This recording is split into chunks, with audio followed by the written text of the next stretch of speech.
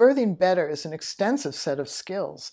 They wouldn't overwhelm the pregnant birthing population if there was a societal expectation for you to become skilled. There isn't one.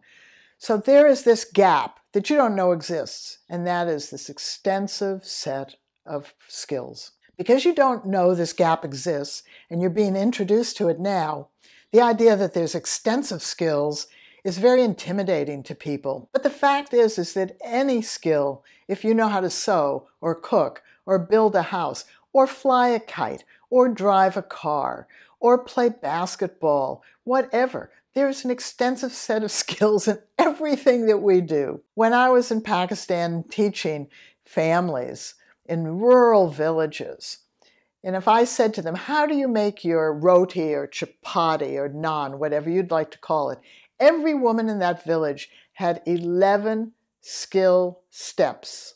That's right, 11 skill steps in order to make a simple piece of bread. So when we say to you there are extensive skills in birthing better, then we want you to know the reason it's extensive is that giving birth is a very infrequent, significant event in your life. And it is the primary activity that you are going to do that equates to climbing Mount Everest or being in a one and only Olympic event. We can't practice it beforehand, but we have to do it.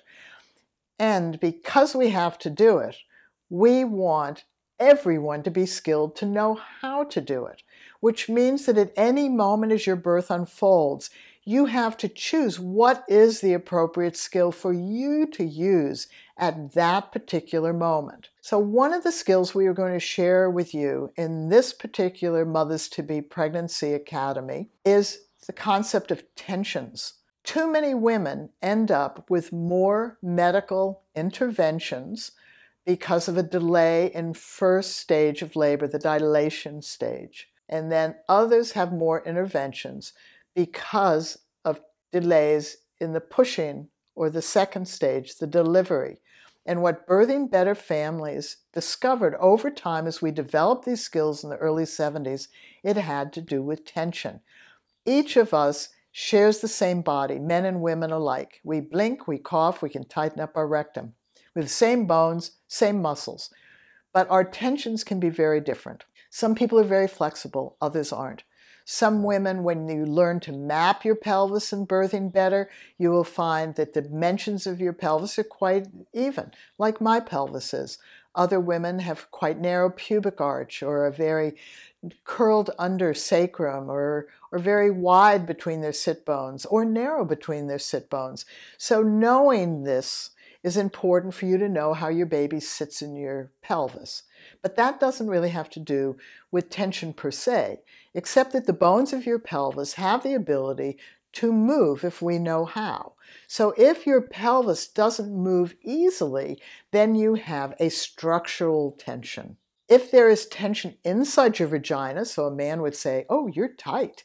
They'll tell you because a penis is a lot smaller than a grapefruit. So if you're tight for a penis, that grapefruit is going to have more difficulty coming through your vagina. So you need to know how to soften the soft tissue. That's also structural.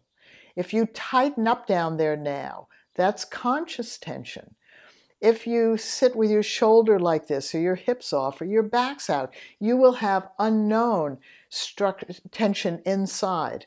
If you try to do a split right now, you'll get to a point where it hurts. That's stretching tension. And because a big object is coming out of you, it often creates stretching tension. So you need to learn how to reduce those 4 tensions and identify them in your own body.